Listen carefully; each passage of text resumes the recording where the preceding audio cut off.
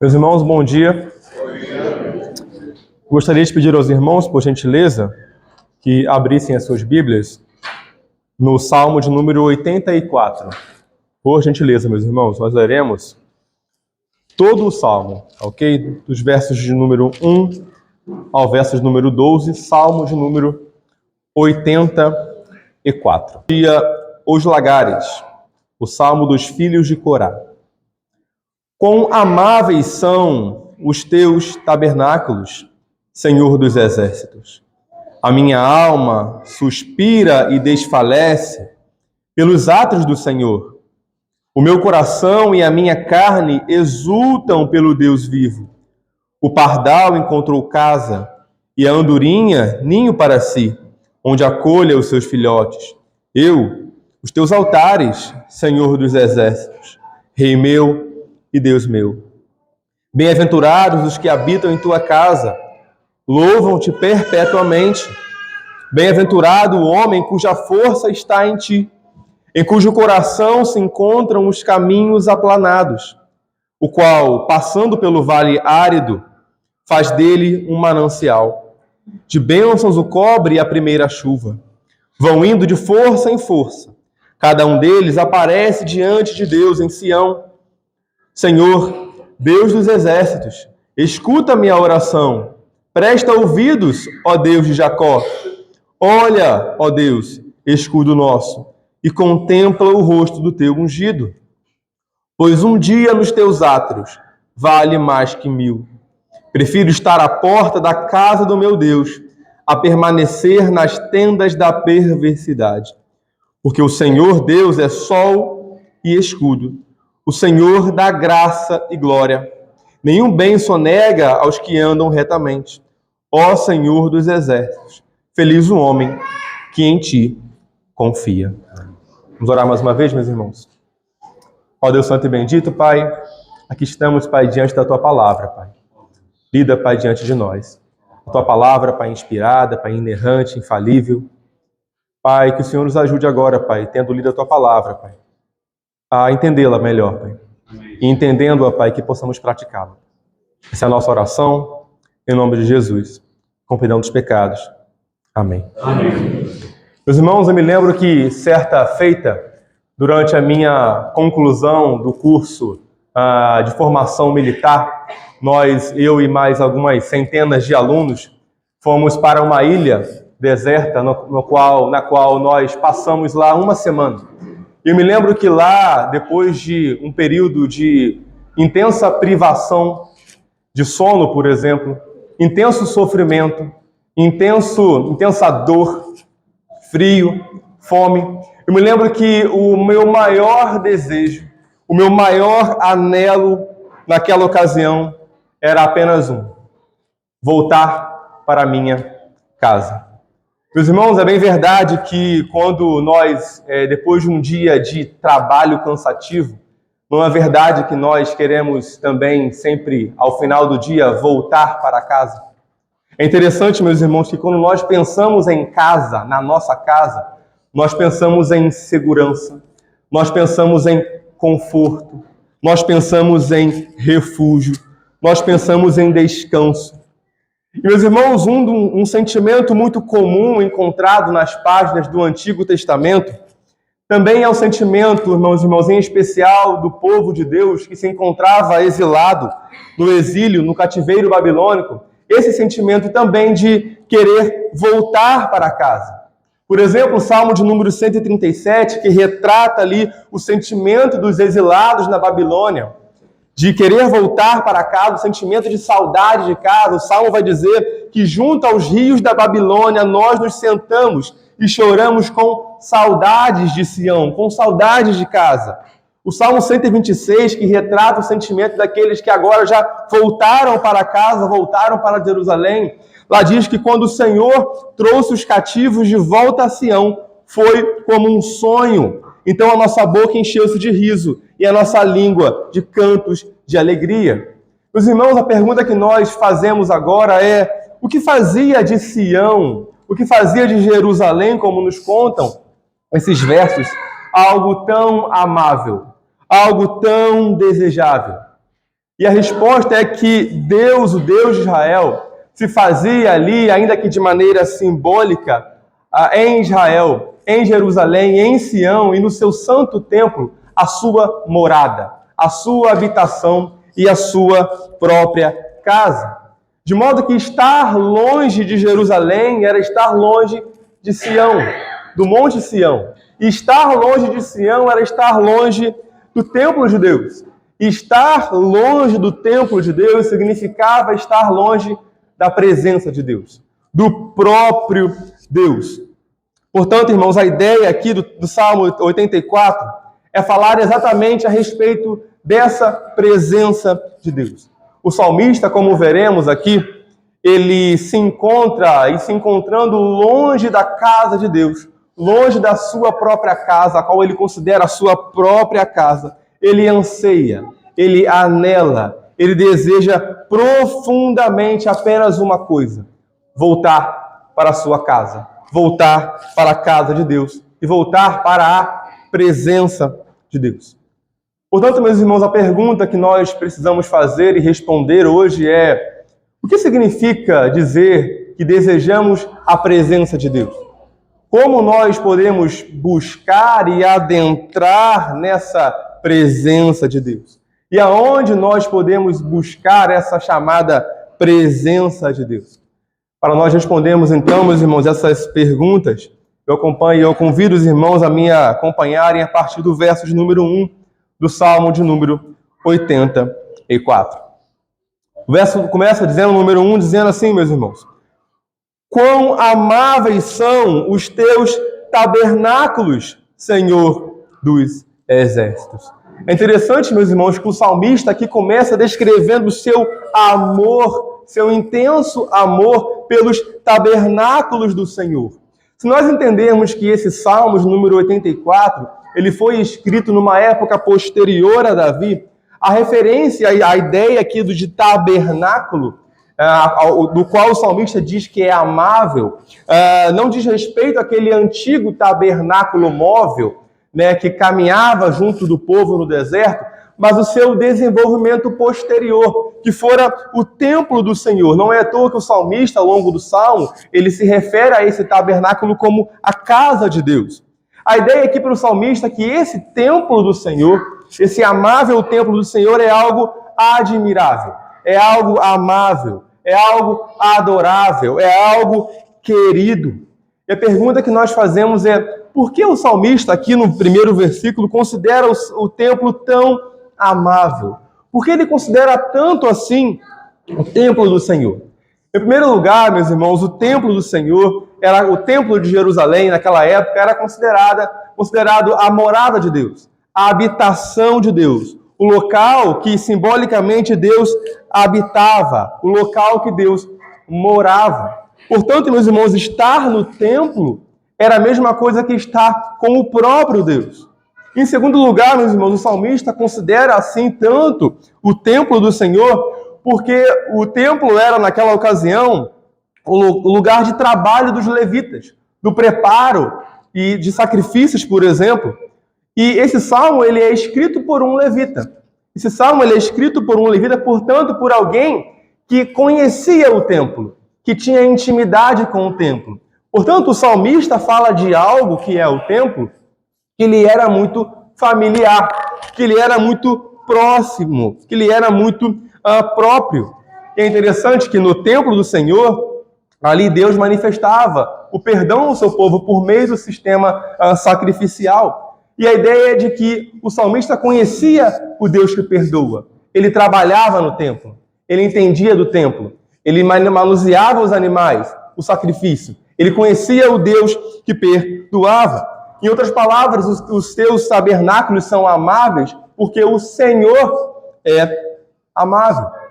O versículo 2 continua dizendo: a minha alma suspira e desfalece pelos átrios do Senhor. O meu coração e a minha carne exultam pelo Deus vivo.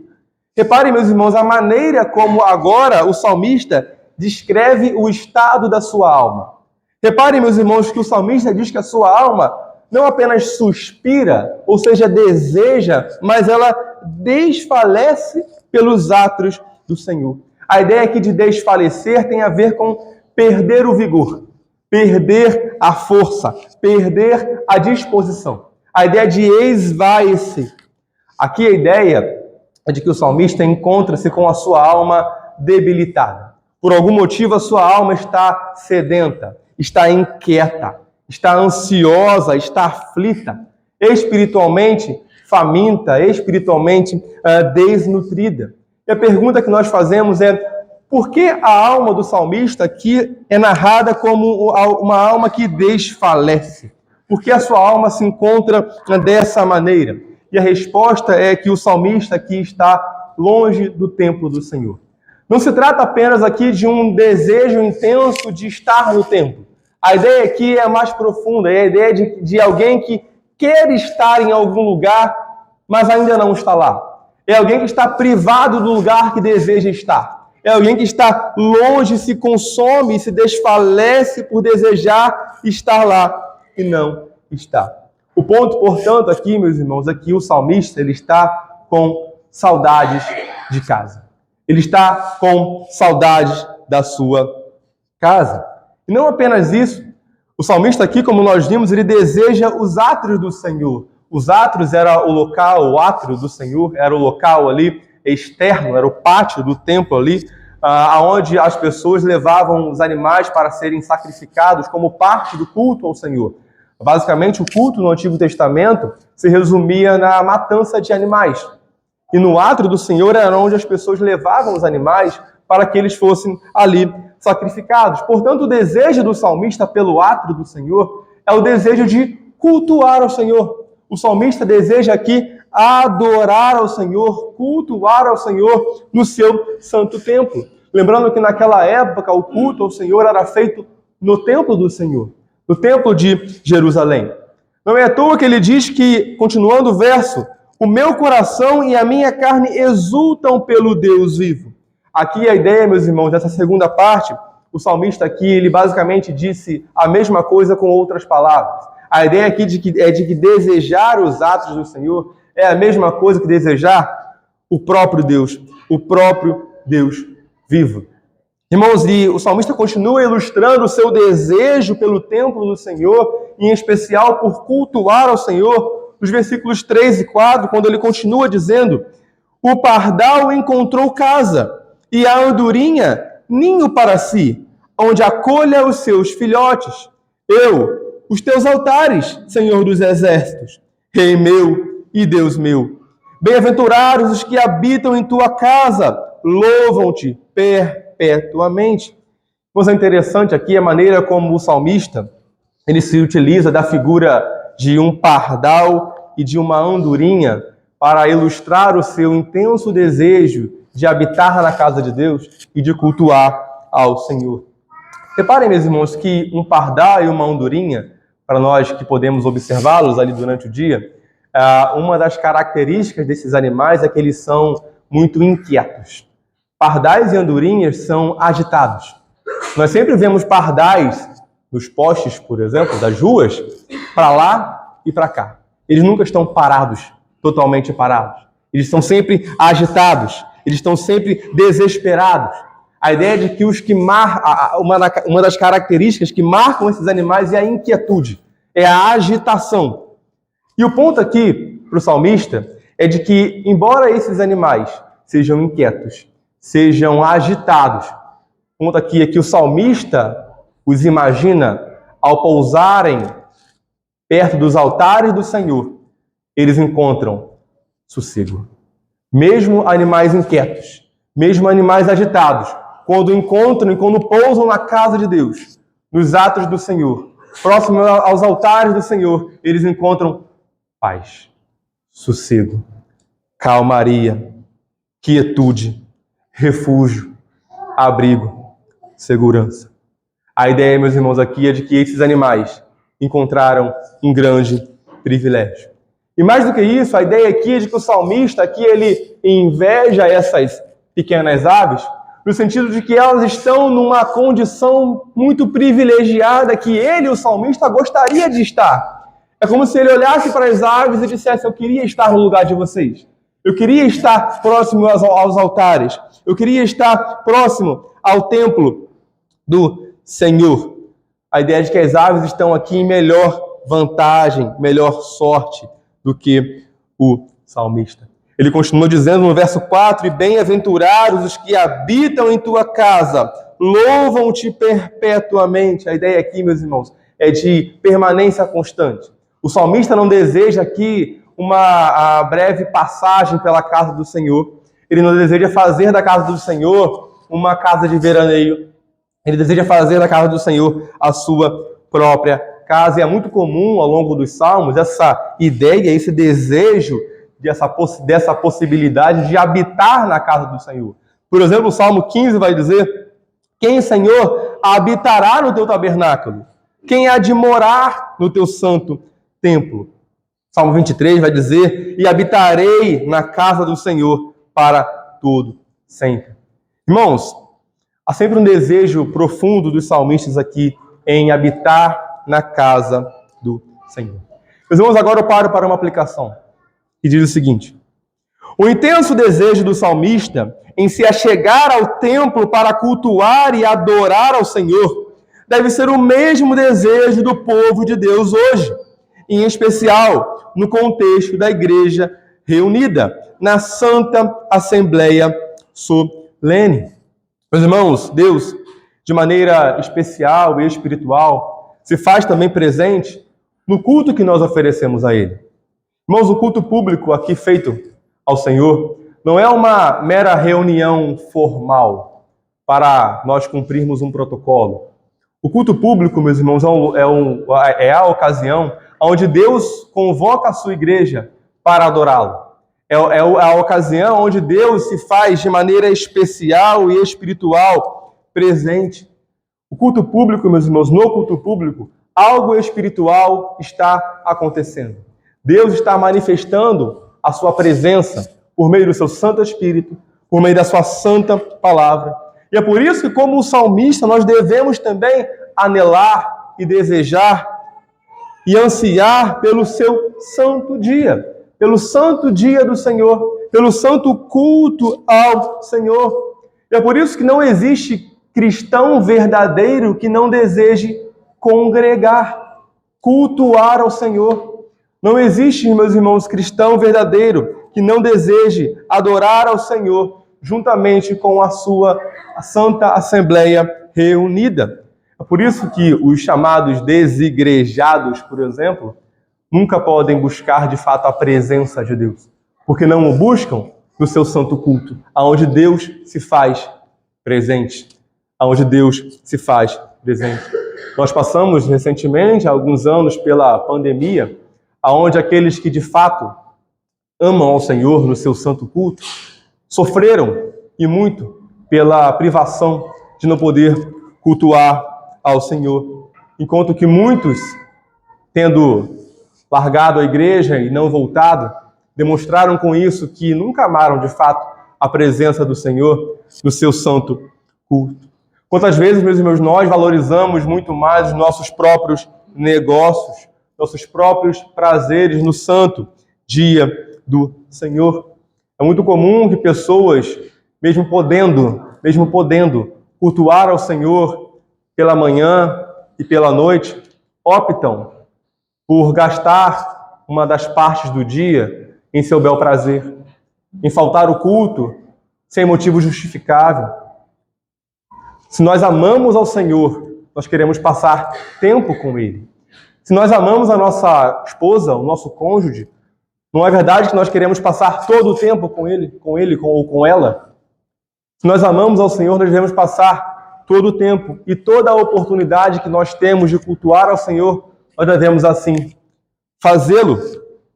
Uma das preocupações, meus irmãos, muito grandes dos puritanos, um dos ensinamentos dos puritanos, era com a devida preparação para o culto ao Senhor. Os puritanos entendiam que o dia do Senhor começava no sábado à noite. O dia do Senhor, no domingo do Senhor, começava com a santa e devida preparação para o dia do Senhor. Os puritanos enfatizavam muito a ideia de que nós devemos nos preparar para o domingo, de que no sábado à noite nós devemos dormir cedo, por exemplo, Nós devemos não nos envolver com negócios da nossa vida tarde da noite, no sábado. É interessante essa preocupação dos puritanos com o santo culto ao Senhor, em estar bem fisicamente para o culto ao Senhor. E nós assim o façamos. Nós tenhamos todo o cuidado de ter a maior disposição possível para cultuar ao Senhor. E assim como o salmista deseja fazer, nós assim também desejemos cultuar ao Senhor com toda a nossa força e entendimento.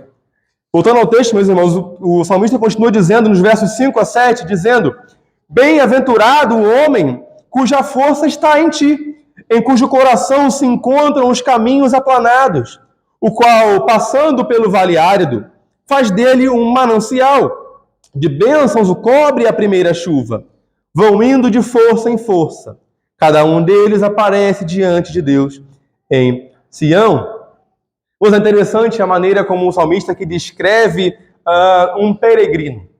A ideia aqui, irmãos, a partir do versículo 5, é que o salmista passa a descrever alguém que, mesmo enfrentando dificuldades, um vale árido, como ele vai dizer aqui, esse homem, ele peregrina diante de Deus até Sião. Irmãos, era uma prática muito comum do Antigo Testamento que pessoas, em geral, saíssem de suas terras, onde viviam, e peregrinassem até Jerusalém quando em ocasiões festivas. Era muito comum que as pessoas saíssem das suas terras e caminhassem, e peregrinassem até Jerusalém. Provavelmente esse salmo aqui, ele era lembrado e recitado pelos peregrinos que se dirigiam até Jerusalém. O salmo fala sobre alguém que, passando pelo vale árido, versículo 6, faz dele um manancial. A ideia aqui de vale árido, no hebraico, aqui se chama vale de Baca. Algumas traduções trazem a ideia de vale de Baca. Era um vale desconhecido, não se sabe exatamente que vale era esse, mas provavelmente se tratava de um vale que se encontrava aqui no caminho do peregrino. A ideia de que o peregrino, saindo da sua terra natal, ele encontraria em algum lugar uma dificuldade, algum empecilho, né, no seu caminho até se chegar a Sião, até se chegar ao templo do Senhor, nessa peregrinação. Não é à toa que o som da palavra Baca aqui no hebraico se assemelha ao som de uma outra palavra em hebraico que significa choro. Então, algumas versões traduzem a ideia como vale do choro, vale de lágrimas, vale do choro. A ideia aqui, portanto, é de que esse peregrino, para se chegar ao templo do Senhor, ele passaria por dificuldades, passaria por privações, talvez passaria por falta de água, talvez teria de lidar com a falta de alimentos, talvez teria de lidar com o perigo de assaltos, por exemplo, com frio, com fome. A ideia é de que ele passaria por um vale árido, mas o ponto é que nenhuma dessas dificuldades do peregrino seria suficiente e capaz de impedi-lo de se achegar ao templo do Senhor. A ideia é de que toda a dificuldade que ele enfrentaria seria suplantada pelo desejo e pelo anelo de buscar ao Senhor, de buscar o culto ao Senhor, de cultuá-lo no seu santo templo.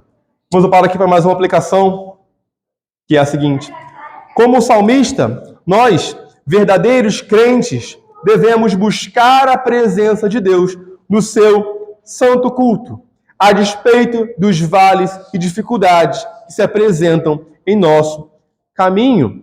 Meus irmãos, quantas vezes nós deixamos, meus irmãos, por causa de dificuldades tão pequenas, nós nos deixamos, meus irmãos, impedidos de cultuar ao Senhor no seu santo dia?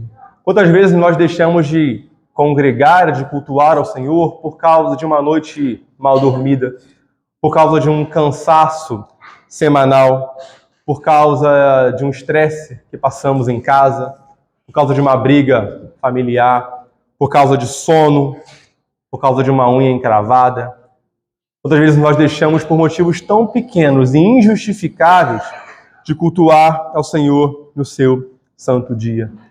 Nós vimos a semana passada, ou retrasada, o pastor que nos veio aqui convidado, falando sobre a realidade da Coreia do Norte, onde muitos crentes desejariam e desejam cultuar ao Senhor publicamente, mas não têm a possibilidade de assim fazer. E nós, que temos o privilégio e a oportunidade de assim fazer, muitas vezes negligenciamos o culto ao Senhor, negligenciamos o seu santo dia, às vezes por dificuldades tão pequenas e injustificadas. Calvino, no seu comentário dos Salmos, ele diz que nada é mais desejável do que engajar-se diariamente no culto divino. Nenhuma dificuldade pode interromper os ardentes anseios dos santos e impedi-los de apressar-se alegremente. Sim, ainda quando o seu caminho seja através de desertos secos e estéreis, de congregar-se solenemente em santas assembleias. Irmãos, é muito comum que nós desejemos cultuar ao Senhor, desde que isso não nos exija sacrifícios. Desde que isso não nos exija, por exemplo, acordar muito cedo, pegar uma estrada muito longa ou atrasar o nosso almoço. É muito comum que nós até desejemos o culto ao Senhor, desde que isso não nos atrapalhe em nossa vida. Irmãos, toda a dificuldade, irmãos, relacionada ao culto ao Senhor, ao seu santo dia, que nós sabemos que é um dia corrido, um dia difícil, toda a dificuldade deve ser completamente suplantada pelo desejo, irmãos, sincero e real de cultuar ao Senhor no seu santo dia. O salmista continua dizendo na parte B do versículo 6 que faz dele um manancial de bênçãos, o cobre a primeira chuva. O salmista que faz referência às bênçãos que Deus concede àqueles que desejam cultuá-lo, enfrentam os vales e as dificuldades para assim cultuá-lo. A ideia aqui de primeira chuva, que vai dizer aí o final do versículo 6, aqui a provável referência são as primeiras chuvas do outono, né? Uma época em que se fazia peregrinações até Sião, até o templo, para se comemorar a festa das cabanas. Essa festa era a comemoração, era feita para se memorar, se relembrar ali da ocasião em que o povo ficava morando no deserto por 40 anos em cabanas, em tendas, em cabanas. E a ideia aqui, meus irmãos, é que ainda assim Deus os abençoou, lhe dando água, por exemplo, lhe dando maná, por exemplo. Deus os abençoou. Deus abençoa aqueles que o buscam no seu santo culto. Portanto, meus irmãos, da mesma forma como o peregrino é abençoado ao se dispor a cultuar ao Senhor, Deus está disposto a abençoar aqueles que se dão e se dedicam a cultuá-lo hoje no seu santo culto. Meus irmãos, Deus no culto público não está apenas presente, como Ele também está abençoando o seu povo por meio dos seus meios de graça.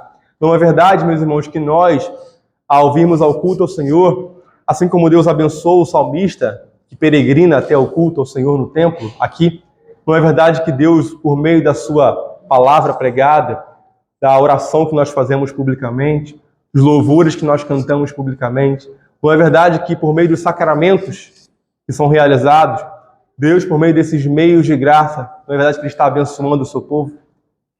Não é verdade que Ele está sempre nutrindo o seu povo espiritualmente, fortalecendo o seu povo, lhe dando força, lhe dando vigor, consolando o seu povo? Assim como Ele abençoa o salmista com as primeiras chuvas do outono, Ele abençoa aqueles que se propõem, que se dão a cultuar ao Senhor. Ainda que, para que cultuemos ao Senhor, tenhamos que atravessar um vale, uma dificuldade para chegar até aqui, depois de uma semana cansativa. Aqui Deus nos abençoa, com as primeiras chuvas, com a bênção de estar aqui, de ouvir a sua palavra e sermos fortalecidos pela sua palavra. Versículo 7 continua dizendo: vão indo de força em força, cada um deles aparece diante de Deus em Sião. A ideia aqui de ir de força em força, a ideia de que Deus, ao longo da caminhada, da peregrinação do levita, do salmista, Deus o fortalece, Deus lhe dá força, Deus sustenta os seus, aqueles que procuram cultuá-lo. E é interessante que, ao contrário de um peregrino qualquer, a ideia de que quanto mais se caminha numa ladeira, ao invés de quanto mais cansado, mais força Deus o dá. A ideia de que no topo, no íngreme aqui, lá em cima, ao invés de estar muito cansado, ele está mais fortalecido do que no início. Mais forte, mais preparado, mais forte, mais fortalecido. Meus irmãos, é interessante que existem duas coisas que nós, por vezes, nos sentimos tão desanimados de fazer, mas quando fazemos, nós nunca nos arrependemos. Primeiro é quando nós decidimos ir à academia.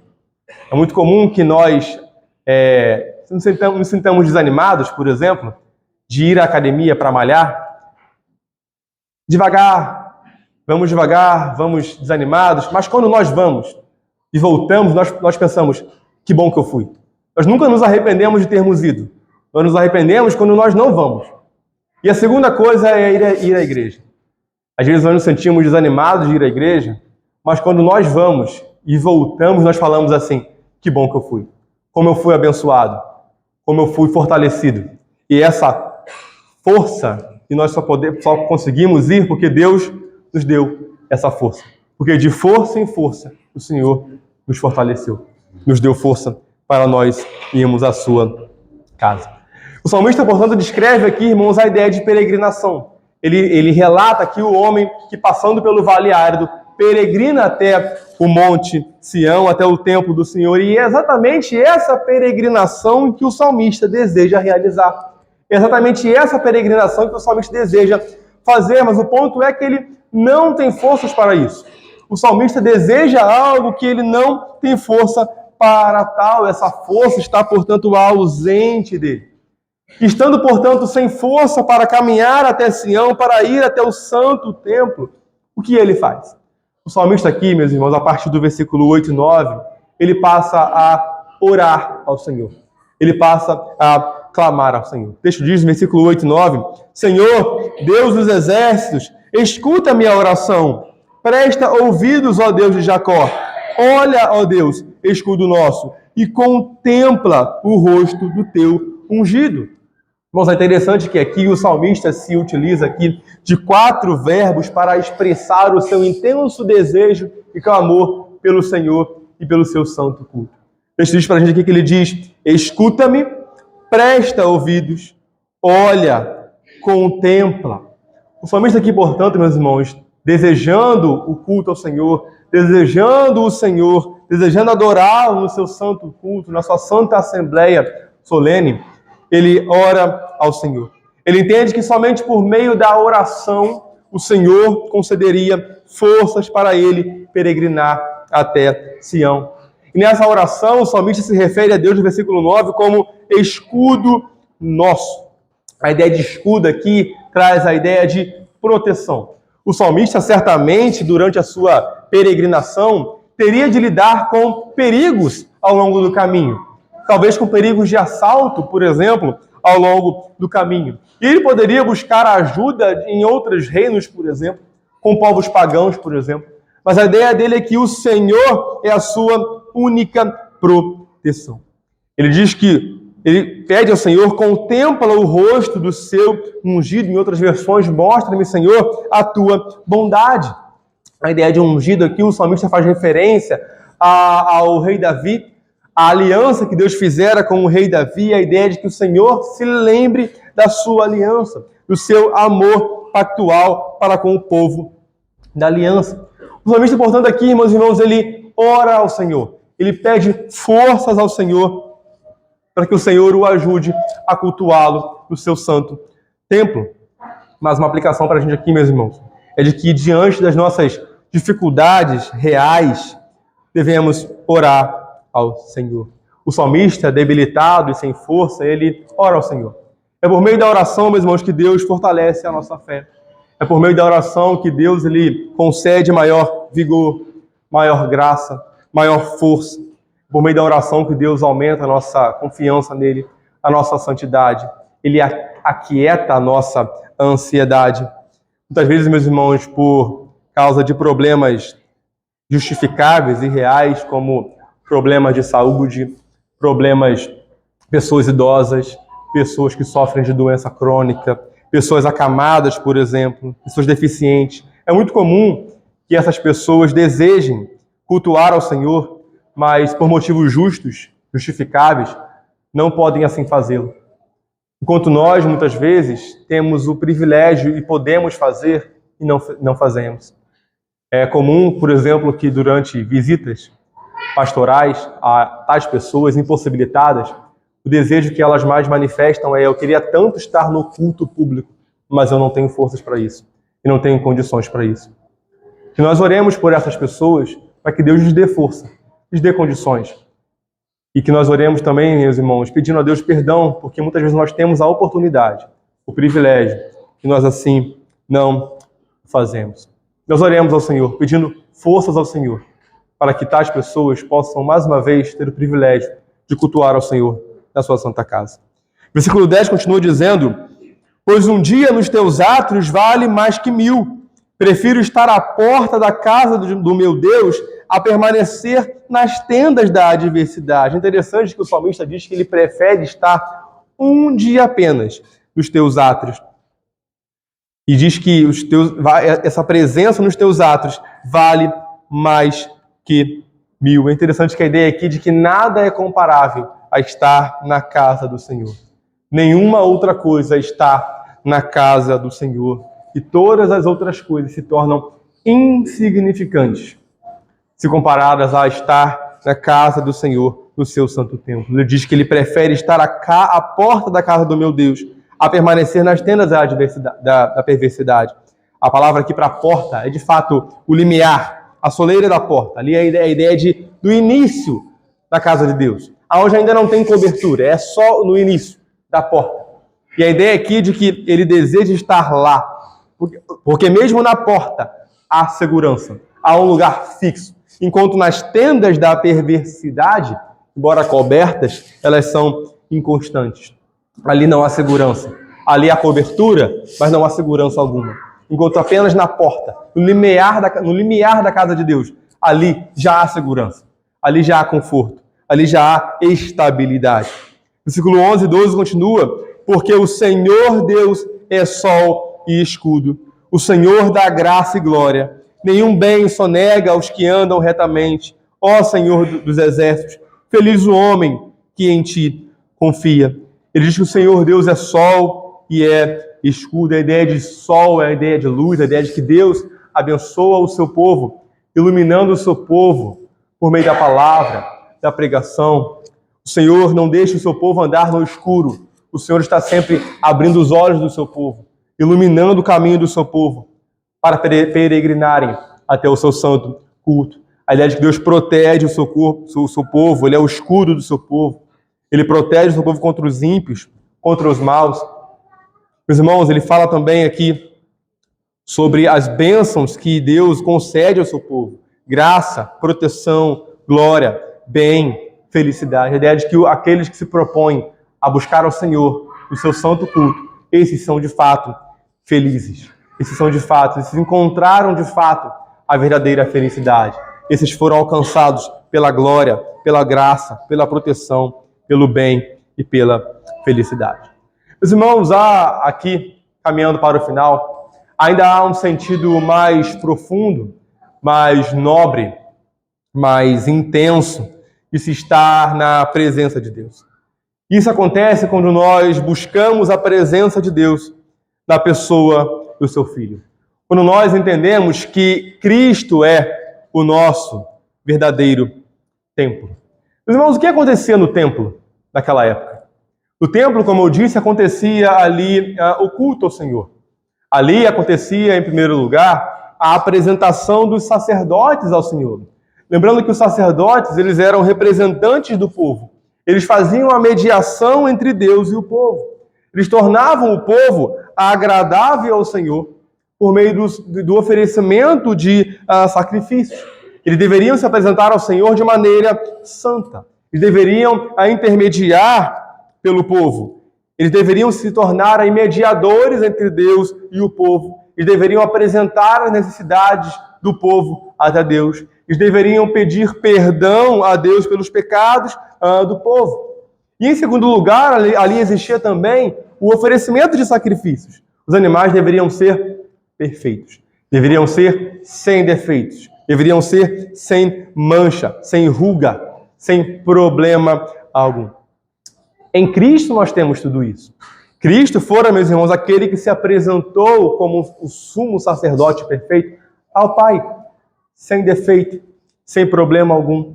Ele for aquele que intermediou a nossa relação com Deus, que serviu como mediador entre Deus e os homens, que se apresentou uma única vez de modo definitivo e que intercede por nós até hoje, pelo seu povo. Portanto, meus irmãos, Cristo é o nosso verdadeiro sacerdote, mas Cristo também é o nosso verdadeiro sacrifício. Ele ofereceu a si mesmo de maneira perfeita, sem defeito, sem pecado, sem mancha. Mas Cristo não é apenas o verdadeiro e superior sacerdote, ele não é apenas o verdadeiro e superior sacrifício, mas ele é o verdadeiro e superior templo do Senhor.